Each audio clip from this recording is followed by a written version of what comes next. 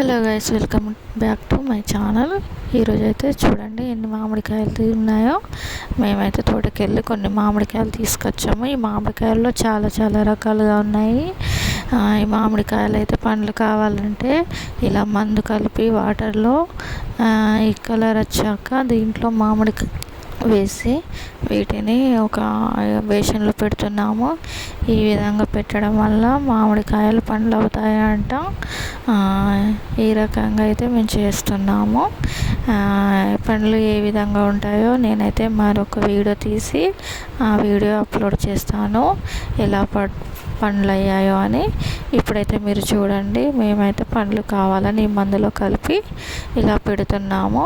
ఇక చూడండి, మామిడికాయలు, కోత మామిడికాయ, బంగినపల్లి మామిడికాయలు, పచ్చడికాయలు, అదేవిధంగా జ్యూస్ కాయలు కూడా చాలా రకాలుగా ఉన్నాయి. ఈ విధంగా మనకు తోట ఉంటే ఎన్నో రకాలుగా ఉంటాయి. అదే కొనుక్కునే ఉంటే కొన్ని ఉంటాయి కదా, అందుకోసమని మాకైతే చాలా రకాల మామిడికాయలు పండాయి.